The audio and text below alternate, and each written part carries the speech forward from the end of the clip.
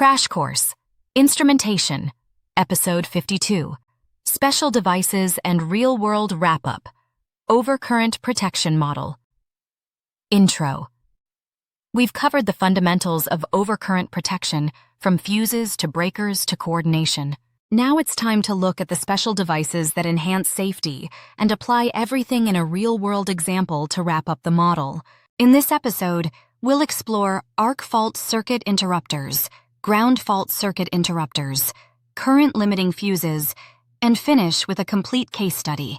Act 1. Special Devices, Arc Fault Circuit Interrupters. Detect dangerous arcing that standard breakers cannot, required by the National Electrical Code in many residential circuits. Launch example, preventing fires caused by damaged cords or loose connections. A ground fault circuit interrupters. Detect small leakage currents to ground and trip in milliseconds. And required in wet locations, kitchens, bathrooms, and outdoor receptacles. Example, protecting a worker using power tools outside in damp conditions. Current-limiting fuses. Interrupt high-fault currents almost instantly, limiting the energy that passes through. And reduce arc flash risk and equipment damage, common in industrial motor control centers and service equipment. Act 2. Real-world case study. Scenario, a small manufacturing plant with main service, 400 amperes breaker with 35,000 ampere interrupting capacity rating.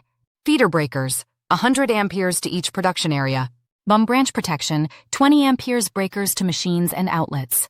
Arc fault circuit interrupters on office circuits. Ground fault circuit interrupters on maintenance shop and outdoor circuits. Current-limiting fuses on critical motors. Coordination ensures branch devices trip first. On feeder breakers, trip only for larger area faults. Main trips only for severe system-wide events. This layout meets National Electrical Code, NFPA 70E arc flash requirements, and protects both equipment and people. Act 3. Historical coordination success. Not all coordination stories are tragedies. In 2003, during a severe electrical fault at an industrial steel mill in Indiana, properly coordinated protection devices prevented a total shutdown. Branch-level fuses isolated the fault in seconds, feeder breakers stayed closed, and production continued in unaffected areas.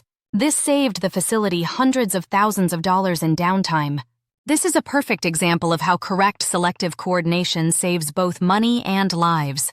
Wrap-up. Special devices fill gaps that standard breakers and fuses cannot, protecting against arcing, ground faults, and extreme fault currents. With episodes 47 to 52, we've covered why overcurrent protection exists. Fuses, breakers, and coordination. Interrupting ratings, special devices, and full system planning. This wraps the overcurrent protection model and sets the stage for the next module in Crash Course Instrumentation.